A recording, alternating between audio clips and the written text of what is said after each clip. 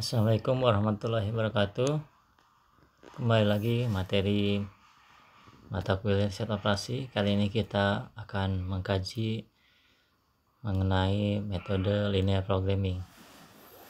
Seperti yang kita ketahui bahwa metode riset operasi adalah suatu kajian berkaitan tentang penelitian operasional, ya, dimana dalam hal ini untuk menghasilkan sebuah keuntungan atau dalam tanda kutip kerugian yang minimal sehingga menghasilkan keuntungan yang optimal dari beberapa kegiatan yang ada.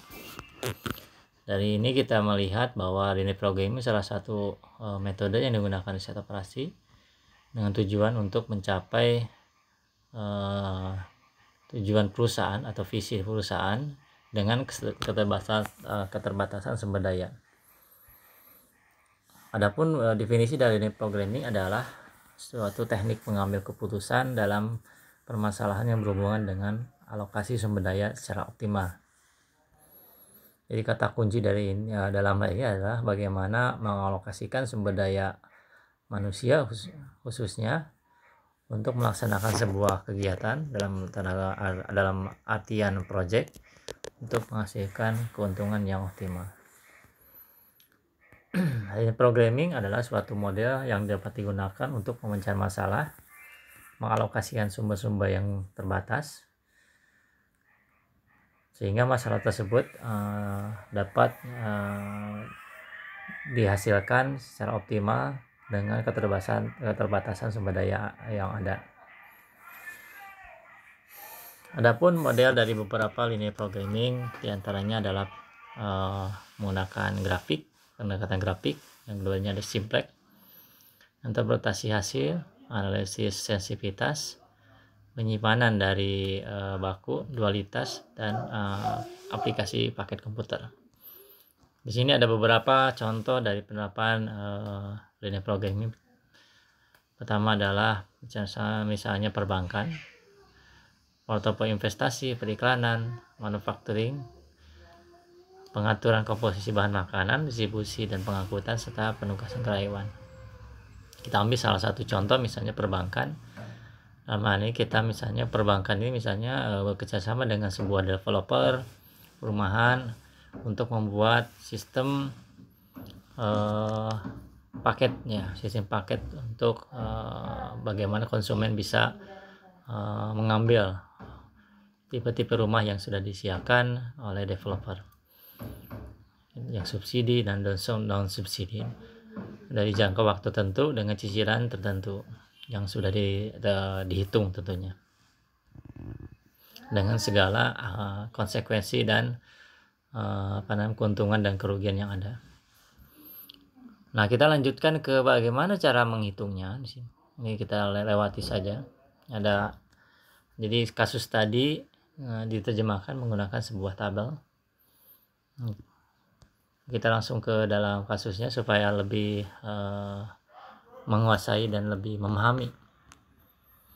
Tapi sebelumnya ini ada beberapa pengertian, ada asumsi dasar. Pertama adalah proporsional nilai C, naik turunnya nilai Z, additivity, nilai tujuan tiap kegiatan, divisibility adalah keluaran yang dihasilkan oleh kegiatan, deterministik atau certainly menyatakan bahwa semua parameter yang terdapat dalam model linear programming dapat diperkirakan dengan pasti. Dalam kasus ini kita menggunakan penyelesaian dengan metode grafis, ya, dua variabel.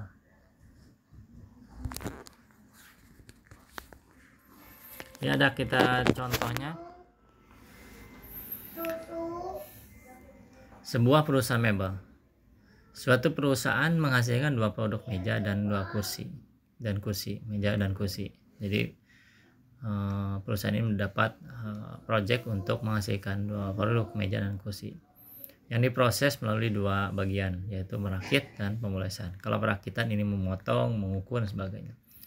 Kalau pemolesan mengecat, menghaluskan dan sebagainya. Pada bagian perakitan tersedia 60 jam kerja. Kalau 60 jam kita rata-rata kalau 1 hari 8 jam, ya kurang lebih 7 harian. kurang lebih. Sedangkan untuk bagian pemolesan ini berkisar 48 jam. Untuk menghasilkan satu meja diperlukan 4 jam. Untuk 4 jam ngerakit dan 2 jam moles. Sedangkan untuk menghasilkan satu kursi diperlukan 2 jam rakit, 4 jam moles. Laba untuk setiap meja dan kursi yang dihasilkan masing-masing 80.000 dan 60.000. Jadi nanti keuntungan diperoleh untuk masing-masing pengerjaan ini. Untuk meja sekitar 80.000, kursi 60.000. Jadi kita hitung berapa jumlah meja dan kursi yang dihasilkan optimal.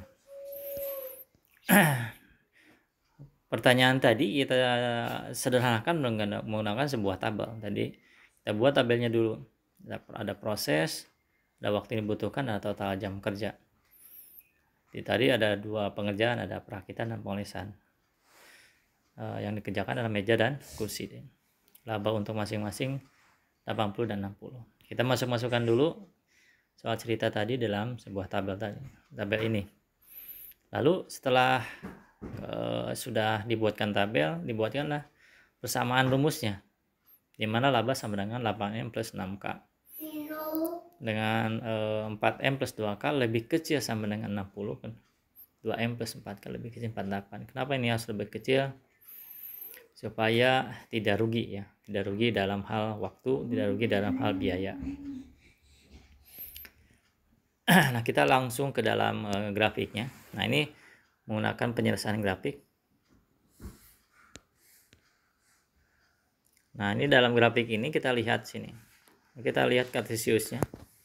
Kalau yang ke atas itu yang sumbu Y itu adalah K atau kursi, yang ke samping itu M atau meja.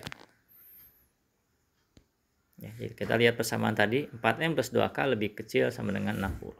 Jika M-nya 0, K-nya 30. Jadi 60 bagi 2 sama 30 ya. Kalau K-nya 0, berarti M-nya 15. Kita tarik dari garis tadi. 0, 30, 0, 15. Tariklah garis secara linear ya, garis linear tadi. Untuk yang persamaan 4M plus 2K. Lalu persamaan yang selanjutnya ada 2M plus 4K lebih kecil 48. M-nya 0, K-nya 12. K-nya 0, M-nya 24. Kita tarik lagi garisnya. Ternyata dari 2 garis tadi ada titik visible atau titik perpotongan. Di mana di sini tertera kalau menggunakan kartesius titik perpotongannya adalah 12,6. Jadi untuk hal seperti itu, jadi persamaan tadi hasil tadi dimasukkan dalam persamaan gitu. Dimana laba sama dengan 8M plus 6K, 8 meja. M-nya meja, K-nya kursi. Pada M sama dengan 0, K-nya 12. Jadi laba sama dengan 6 kali 12 sama 72. Sebagainya. Kita masukkan angka-angkanya. Jika M-nya 15, K-nya 0, M-nya 15. Laba sama dengan 8 kali 15 sama 120. Jadi M-nya 120, K-nya karena 6. Jadi 8 kali 12 tambah 6 kali 6 sama dengan 132. Jadi total keuntungan yang diperoleh perusahaan yang dapat proyek untuk membuat meja dan kursi ini dalam satu pengerjaan meja dan kursi menghasilkan 132.000.